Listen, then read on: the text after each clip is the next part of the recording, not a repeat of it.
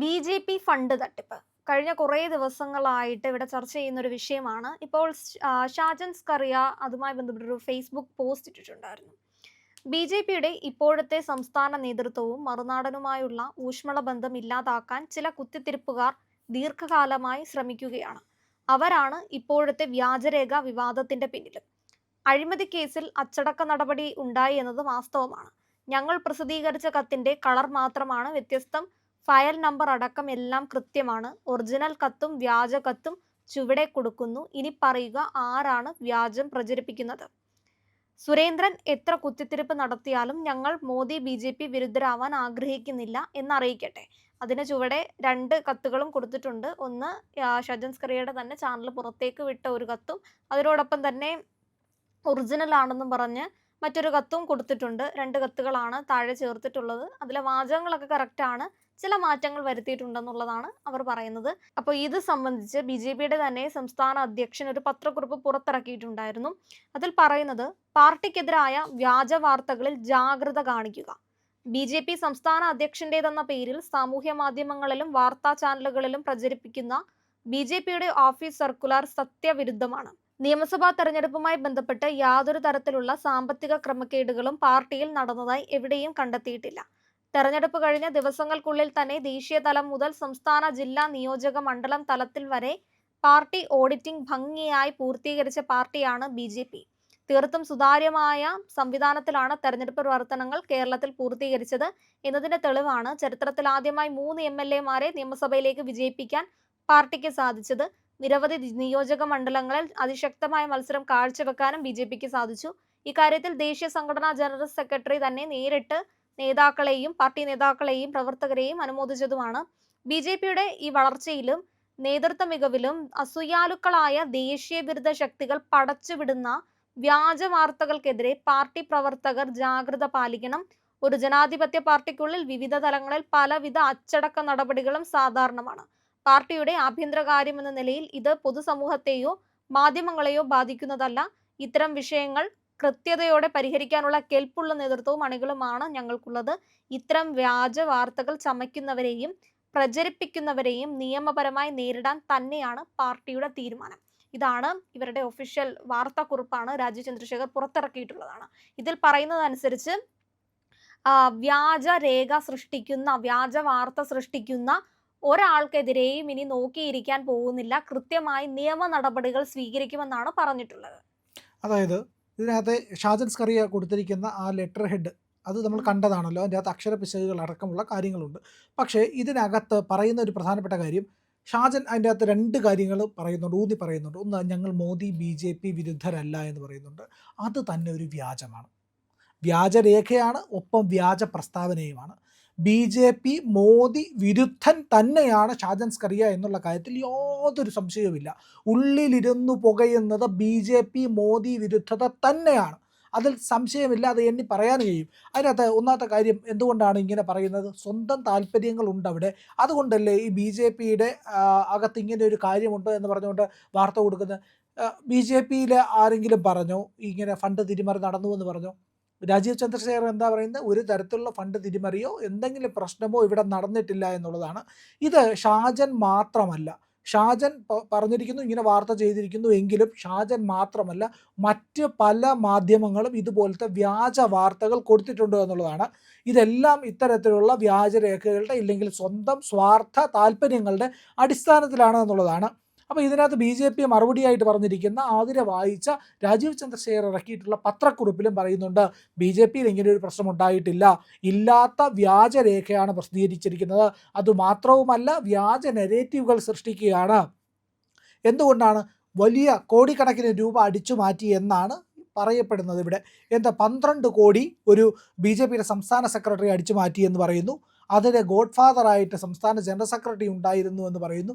ഇങ്ങനെയൊക്കെ 1-2 തുകയിലെ 12 കോടി എന്ന് പറഞ്ഞാൽ എത്ര വരുമെന്നറിയാമോ ഇവന്മാർക്ക്? പൊട്ടന്മാരാണോ? എനിക്ക് മനസ്സിലാവാത്തത്. മിക്കവാറും ഒക്കെ ഈ ചാനലിൽ ഇരിക്കുന്ന അല്പം പ്രായമൊക്കെ ഉള്ള ആൾക്കാരാണ്. അവരെ ഇങ്ങനെ നമ്മൾ പറയാൻ പാടില്ലെങ്കിലും ചോദിച്ചു പോവുകയാണ്. ഈ ചാനലിലിരിക്കുന്ന ആൾക്കാർ മുതിർന്ന ആൾക്കാരായിട്ടുള്ളവർ പല ചാനലുകളിലും, അത് ഓൺലൈൻ മാധ്യമമാവട്ടെ അല്ലാത്ത മാധ്യമങ്ങളാവട്ടെ, ഇവിടെ ഇരിക്കുന്നവർ പൊട്ടന്മാരാണോ എന്നുള്ളതാണ്. 12 കോടി അടിച്ചുകൊണ്ട് പോയി എന്നാണ് പറയുന്നത്. പിന്നെ പറയുന്നു 50 കോടി മോഷ്ടിച്ചു. എന്ന് പറയുന്നു. ഇതൊക്കെ എടുത്തുകൊണ്ട് പോകാൻ കഴിയുന്ന തുകയാണോ? 500 നോട്ടുകൾ അടുക്കി വെച്ച് കഴിഞ്ഞാൽ 12 കോടി 50 കോടിയും ഒക്കെ എത്രത്തോളം വരുമെന്നറിയാമോ? ഇതൊന്നും അറിഞ്ഞുകൂടാതെ അല്ലല്ലോ പറയുന്നത്. ഇതെല്ലാം അറിഞ്ഞുകൊണ്ട് തന്നെയാണ് പറയുന്നത്. ഇതിന് പിന്നിൽ വലിയ കളിയുണ്ട് എന്നുള്ളതാണ്. ഇതിന് പിന്നിൽ വ്യക്തിപരമായിട്ടുള്ള താല്പര്യങ്ങളുണ്ട്. സ്വന്തം കാര്യങ്ങൾ നടപ്പിലാക്കിയെടുക്കാൻ, ഇല്ലെങ്കിൽ സ്വന്തം കാര്യങ്ങൾ എന്തെങ്കിലുമൊക്കെ നടക്കാത്തതിൻ്റെ വിരോധം വരെയും ഇതിനകത്തുണ്ട് എന്നുള്ളതാണ്. അതായത് തിരഞ്ഞെടുപ്പ് സമയത്ത് പാർട്ടികൾ ചിലവാക്കുന്ന ഫണ്ടുകളിൽ ഒരുപാട് ചോർച്ച സംഭവിക്കും. അത് ഒരു പാർട്ടിക്കെന്നല്ല, പല പാർട്ടികൾക്കും. കാരണം ഇപ്പോൾ ഒരു ഇന്ന ഭാഗത്തെ ഇന്ന മണ്ഡലത്തിലെ ഇന്ന പ്രവർത്തനത്തിനായിട്ട് കൊടുക്കുന്ന പൈസ, ഇത് എല്ലാം പൂർണ്ണമായും കണക്കുകൾ ഉണ്ടാവണമെന്നില്ല. ഇന്ന ഒരാളെ ഏൽപ്പിക്കുകയാണ് ചെയ്യുന്നത്. നമ്മളെല്ലാവരും പാർട്ടി പ്രവർത്തനം ചെയ്തിട്ടുള്ളവരാണ്. അതുകൊണ്ട് കൃത്യമായിട്ട് അറിയും ഇത്ര രൂപയായിരിക്കും ഒരു കമ്മിറ്റിയിലേക്ക്, ഏറ്റവും താഴെയുള്ള കമ്മിറ്റിയിലേക്ക് വരിക. അവിടെ വന്നു കഴിയുമ്പോഴത്തേക്ക് അത് ഇന്ന ആവശ്യങ്ങൾക്കായിട്ട് ഓരോരുത്തരെ ഏൽപ്പിക്കും. നിങ്ങൾ ഇന്ന കാര്യങ്ങൾ ചെയ്യൂ, ഇത്ര ഫ്ലെക്സുകൾ പ്രിൻ്റ് ചെയ്ത് വാങ്ങിക്കൂലേ. അത് ചിലപ്പോൾ ബൂത്തുകളിലായിരിക്കണമെന്നില്ല, മിക്കവാറും അത് മുകളിലുള്ള മണ്ഡലം കമ്മിറ്റികളിലായിരിക്കും. അവിടെ ഓരോരുത്തരുടെ ചുമതല ഏൽപ്പിക്കുകയാണ്. ശരിക്കും അവിടെയൊക്കെ ചിലപ്പോൾ ചോർച്ച സംഭവിക്കുക. അത് ചെറിയ തുകയാണ്, അല്ലാതെ വലിയ തുകയൊന്നും ഒരു പാർട്ടികളിലും സംഭവിക്കുന്നില്ല എന്ന് നമുക്ക് പൂർണ്ണമായിട്ടും പറയാൻ കഴിയില്ലെങ്കിലും പരമാവധി അങ്ങനെ സംഭവിക്കും. ഇത്രയും വലിയ തുകയൊന്നും ഒരാൾക്ക് അങ്ങനെ എടുത്തുകൊണ്ട് പോകാൻ പറ്റുന്നതല്ല എന്നുള്ളതാണ്. ആ മൂഢത്വം നിറഞ്ഞിരിക്കുന്ന ആൾക്കാരാണ് ഇത്തരത്തിലുള്ള ആരോപണങ്ങൾ ഉന്നയിക്കുന്നത്. ഇനി മറ്റൊരു കാര്യം എന്ന് പറഞ്ഞു കഴിഞ്ഞാൽ, ഈ വ്യാജരേഖ, ഒരു രേഖയും ഇല്ലാതെയാണ് ഇവർ പ്രചരിപ്പിക്കുന്നത് എന്നുള്ളതാണ്. ഇനി BJP ഇത്രയും ഫണ്ടിൻ്റെ ഈ പറയുന്ന 12 കോടി ഒരാൾ അടിച്ചു മാറ്റിയെന്ന് പറയുന്നു, മറ്റൊരാൾ 50 കോടി അടിച്ചു മാറ്റിയെന്ന് പറയുന്നു. ഇങ്ങനെയൊക്കെ പറയുന്നതിന് രേഖ വല്ലതും ഉണ്ടോ, തെളിവുണ്ടോ? അതാണ് BJP പറയുന്നത്. ഞങ്ങൾ കേസ് കൊടുക്കും. അതിപ്പോൾ സാറ്റലൈറ്റ് മാധ്യമമായാലും ശരി തന്നെ, ഓൺലൈൻ മാധ്യമമായാലും ഇവരെല്ലാവരും അനുഭവിക്കാൻ പോവുകയാണ്. ഉടനെ ആ കേസിൻ്റെ അതിന് മറുപടി പറഞ്ഞേ കഴിയുള്ളൂ എന്നുള്ളതാണ്. പിന്നെ ഇതിനകത്ത് ഇപ്പോൾ രാജീവ് ചന്ദ്രശേഖർ ഇവിടെ ഇല്ല, അദ്ദേഹം വിദേശത്താണുള്ളത്. പേഴ്സണൽ വിസിറ്റിൻ്റെ ആവശ്യമായിട്ട് അങ്ങോട്ട് പോയിരിക്കുകയാണ്. അപ്പോൾ ആ ഗ്യാപ്പ് കൂടെ നോക്കിയിട്ടാണ് ഉപയോഗപ്പെടുത്താമെന്ന് വിചാരിക്കുന്നത്. എങ്ങനെയെങ്കിലും ഈ സമയത്ത് BJP ഒന്ന് ആക്രമിക്കാം. അതൊക്കെ ഷാജനൊക്കെ അറിഞ്ഞുകൂടാതെയാണോ? മനഃപൂർവ്വമല്ലേ ഇത് ആക്രമിക്കാൻ ശ്രമിക്കുന്നത്, ഈ പറയുന്ന വ്യാജരേഖ വെച്ചുകൊണ്ട്? അപ്പോൾ BJP ഇങ്ങനെ ഈ പറയുന്ന കള്ളത്തരമാണ് ഇവർ BJPക്കെതിരായിട്ട് പറയുന്നത് എന്നുള്ള ബോധ്യം കൂടി ഇവർക്കുണ്ട്. അതില്ലാതെ അല്ല ഇത് പറയുന്ന, അവരുടെ വ്യക്തിപരമായ താല്പര്യവുമാണ്. എന്നിട്ട് മറ്റൊരു ചാനലിൽ ഇരുന്നൊരു മഹാൻ പറയുകയാണ്, RSS നേതാക്കളുടെ സമ്മതത്തോടു കൂടിയുള്ള, അവരുടെ അറിവുണ്ട്, ഇതിനകത്ത് മനസ്സറിവുള്ള കാര്യമാണിത് എന്ന് വേറൊരു ചാനലിലിരുന്ന് ഒരാൾ പറയുന്നുണ്ട്. ഒന്ന് ആലോചിച്ച് നോക്കുമ്പോൾ ഇതിലേക്ക് BJPയെ പറ്റി പറയുന്നു, എന്നിട്ട് സംഘപരിവാറിൻ്റെ RSSൻ്റെ നേതാക്കളെ ഇതിലേക്ക് വലിച്ചഴക്കുകയാണ്. തെളിവുണ്ടോ? ഏതെങ്കിലും ഒരു തെളിവുണ്ടോ?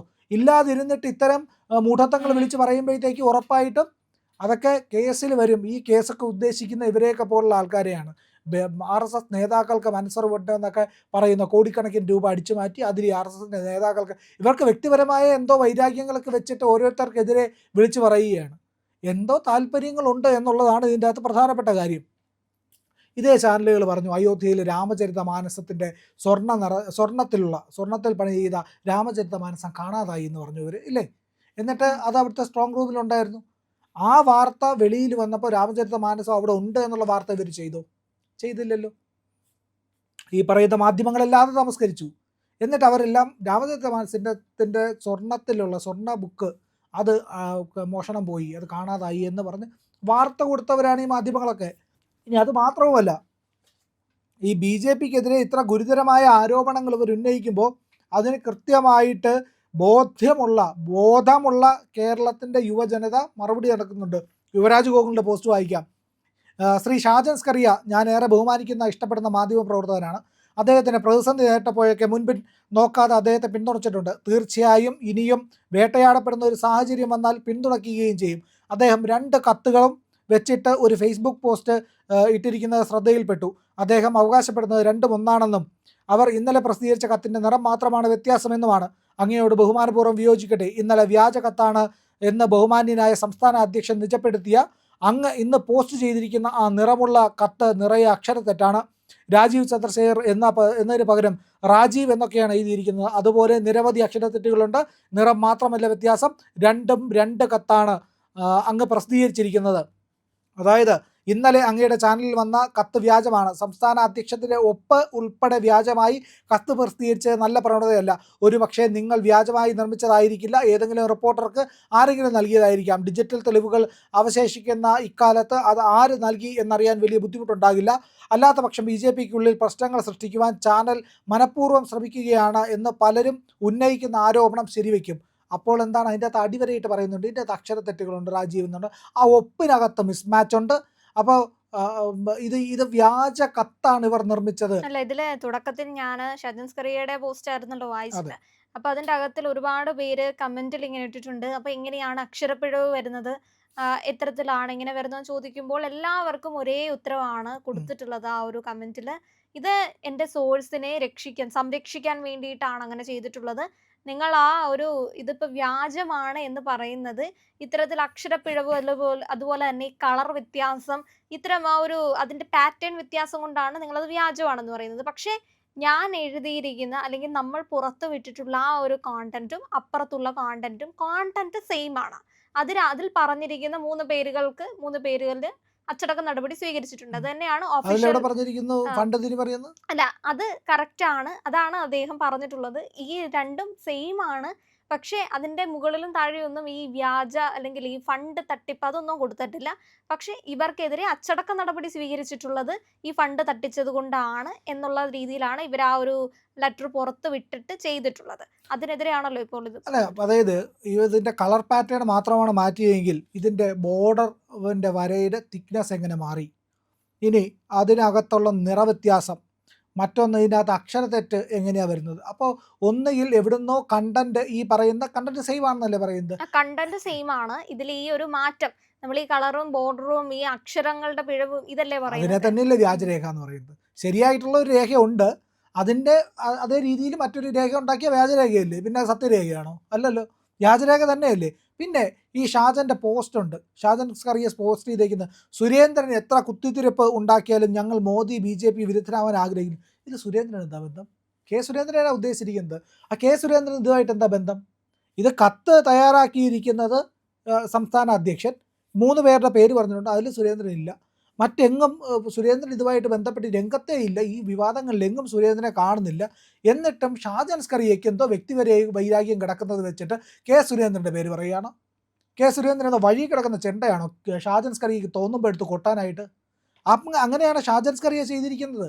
ഷാജൻ സ്കറിയയ്ക്ക് തോന്നുന്നു കെ സുരേന്ദ്രനോട് വിരോധമുണ്ട്, അത് ഇവിടെ വെച്ച് അങ്ങ് തീർക്കാമെന്ന് തോന്നുന്നു, അങ്ങനെ ഈ പോസ്റ്റ് ഇട്ടിരിക്കുന്നു എന്നാണ് എനിക്ക് മനസ്സിലാകുന്നത്. മറ്റൊരു കാര്യം, എനിക്ക് കിട്ടിയ സോഴ്സ് അറിയാതിരിക്കാൻ വേണ്ടിയിട്ട് ഞാൻ അത് മാറ്റിയതാണെന്ന് പറഞ്ഞു. അതാണ് വ്യാജം ചെയ്തിരിക്കുകയല്ലേ, വ്യാജരേഖ ജപിച്ചിരിക്കുകയല്ലേ. പിന്നെ ഇതിൻ്റെ അകത്ത് പറഞ്ഞിരിക്കുന്നത്, സുരേന്ദ്രനെ പറഞ്ഞിരിക്കുന്ന ആ ഡയലോഗിനകത്ത് പറയുന്നത്, ഞങ്ങൾ മോദി BJP വിരുദ്ധരാവാൻ ആഗ്രഹിക്കുന്നില്ല എന്ന് അറിയിക്കട്ടെ എന്ന്.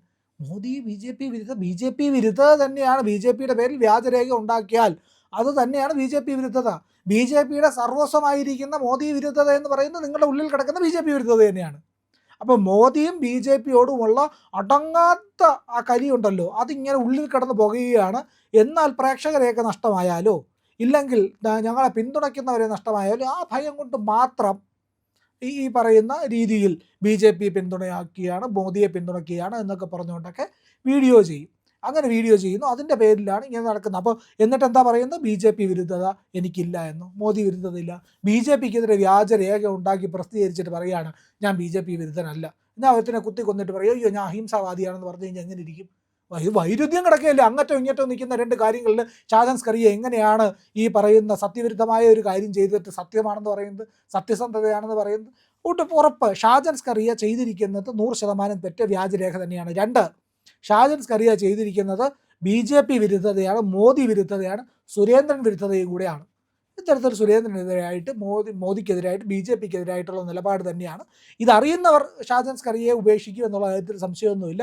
അത് തന്നെയാണ് എല്ലാവർക്കും ബോധ്യമാകുന്നത്. തീർച്ചയായും ഇതിനകത്തിൽ പ്രധാനമായും വരാൻ പോകുന്ന ഒരു തീരുമാനം എന്ന് പറയുന്നത്, ഇത് അങ്ങ് വെറുതെ വിട്ട് കളയുന്ന ഒരു സ്ഥിതിയിലേക്ക് പോകുന്നില്ല. BJP നിയമ നടപടി എടുക്കും കൃത്യമായിട്ട്. ഇപ്പോൾ ഈ ഒരു ലെറ്റർ, ആ ഒരു ഷാജൻ സ്കറിയ പുറത്തു വിട്ടിട്ടുള്ള ഒരു രേഖ സത്യമാണ് എന്നാണ് അദ്ദേഹം പറയുന്നത്. അതുപോലെ തന്നെ ഇതിൽ ആ ഒരു പത്രക്കുറിപ്പിൽ, രാജീവ് ചന്ദ്രശേഖർ ഇറക്കിയ പത്രക്കുറിപ്പിൽ പറയുന്ന ഒരു കാര്യമുണ്ടല്ലോ, കൃത്യമായി അച്ചടക്ക നടപടി സ്വീകരിക്കുക എന്ന് പറയുന്നത് അതൊരു പാർട്ടിയുടെ മാത്രം കാര്യമല്ല. എല്ലാ സംഘടനകളിലും ഈ അച്ചടക്ക നടപടി സ്വീകരിക്കുമ്പോൾ പാർട്ടിക്കൊരു അജണ്ടയും ഒരു രീതികളും പ്രവർത്തന രീതികൾ കാണുമല്ലോ. ആ ഒരു പ്രവർത്തന രീതിക്ക് എതിരായിട്ട് പോകുന്നവർക്കെതിരെയാണ് ഈ അച്ചടക്ക നടപടികൾ സ്വീകരിക്കുന്നത്. അപ്പൊ അത് എല്ലാ പാർട്ടിയിലും സ്വീകരിക്കുന്ന ഒരു കാര്യമാണ്. അപ്പൊ ഷാജൻ സ്കറിയ പറയുന്ന അച്ചടക്ക നടപടി എന്ന് പറയുന്നത് ഈ ഫണ്ട് തട്ടിപ്പുമായി ബന്ധപ്പെട്ടാണ് ഈ 3 പേർക്കെതിരെ അച്ചടക്ക നടപടി സ്വീകരിച്ചിട്ടുള്ളത്. പക്ഷേ ഒഫീഷ്യലായിട്ട് തന്നെ പാർട്ടി അധ്യക്ഷൻ വന്ന് പറയുന്നു ആ അച്ചടക്ക നടപടിയല്ല ഇവിടെ സ്വീകരിച്ചിട്ടുള്ളത്. ഫണ്ട് തട്ടിപ്പ് എന്ന് പറയുന്ന ഒരു വസ്തുതയേ ഇല്ല എന്നാണ്. അപ്പോൾ ഒന്നെങ്കിൽ കൃത്യമായി ഇവർ അത് ബോധ്യപ്പെടുത്തണം. എവിടെ നിന്നാണ് ആ സോഴ്സ് കിട്ടിയത്? ആരാണ് പറഞ്ഞത് ഈ പറയുന്ന പേരുകൾ ഈ അച്ചടക്ക നടപടി സ്വീകരിച്ചത് ഈ ഫണ്ട് തട്ടിപ്പുമായി ബന്ധപ്പെട്ടാണെന്ന് എങ്ങനെയാണ് ഈ ഒരു വിവരം കിട്ടിയത്? ഇത് കൃത്യമായി പുറത്തേക്ക് വന്ന് പറയണം. അതുപോലെ തന്നെ സുരേന്ദ്രന്റെ പേര് അതിൽ ഉണ്ടല്ലോ. അപ്പൊ ആ ഒരു സുരേന്ദ്രൻ എങ്ങനെയാണ് ഇതിനകത്ത് ഉൾപ്പെടുന്നത്? ഇതൊക്കെ കൃത്യമായി ഇവർ പുറത്തേക്ക് വന്ന് പറയേണ്ടി വരും. കാരണം എന്തായാലും BJP ഇത് പിന്നോട്ട് പോകാൻ ഉദ്ദേശിക്കുന്നില്ല എന്നാണ് മനസ്സിലാവുന്നത്. ഒരാളെ മാത്രമല്ല എല്ലാ മാധ്യമങ്ങൾക്കെതിരെയും വ്യാജ വാർത്ത, വ്യാജരേഖ ചമച്ച് ഇത്തരം പ്രചരണങ്ങൾ നടത്തിക്കൊണ്ടു പോകുന്ന എല്ലാവർക്കും എതിരെയും ഒരുപോലെ നിയമ നടപടി സ്വീകരിക്കുമെന്നാണ് പറഞ്ഞിട്ടുള്ളത്. അപ്പൊ ആരൊക്കെ ഇത് ചെയ്തിട്ടുണ്ടോ, ആരൊക്കെ ഇത് പറഞ്ഞിട്ടുണ്ടോ, അപ്പൊ അവർ പൊതുയിടത്തിലേക്ക് വന്ന് എന്താണ്, എവിടെ നിന്നാണ് ഇത് കിട്ടിയത്, അല്ലെങ്കിൽ എന്താണ് തുടക്കത്തിൽ പറഞ്ഞില്ലേ ഇതിന്റെ തെളിവുകൾ കൈവശമുണ്ടോ, അത് കാണിക്കേണ്ടി വരും. അത്തരം സാഹചര്യത്തിലേക്കാണ് ഈ നിയമ നടപടികൾ പോകുന്നത്. പ്രിയപ്പെട്ട പ്രേക്ഷകരെ, ഞങ്ങൾ ഇന്ത്യ ലൈവ് പതിവുപോലെ നമ്മൾ പറയുകയാണ്, മാധ്യമങ്ങളിൽ വരാത്ത, മറ്റു മാധ്യമങ്ങൾ പറയാത്ത വാർത്തകളാണ് നിങ്ങളുടെ മുന്നിലേക്ക് കൊണ്ടുവരുന്നത്. ഇത് പറയാൻ ഞങ്ങൾക്ക് പ്രേരണയും ശക്തിയും നിങ്ങളാണ്. നിങ്ങൾ ഞങ്ങളുടെ കൂടെ ഉണ്ടാവണം. ഞങ്ങളുടെ ചാനൽ സബ്സ്ക്രൈബ് ചെയ്യണം. നമുക്കൊരു ചാനൽ കൂടിയുണ്ട്, C4N, C4N Malayalam. India live ഉറപ്പായിട്ടും ചെയ്യണം. C4N കൂടെ, C4N, C എന്ന് പറഞ്ഞാൽ ക്രെഡിബിൾ, ഫോർ എൻ നേഷൻ, രാജ്യം. നമ്മുടെ രാജ്യത്തിന് വേണ്ടിയാണ്. രാജ്യം വിട്ട് ഒരു കാര്യവും ഇന്ത്യ ലൈവിനില്ല. അതുകൊണ്ട് ഞങ്ങളുടെ കൂടെ ഉണ്ടാവണം എന്നുകൂടി അഭ്യർത്ഥിക്കുന്നു.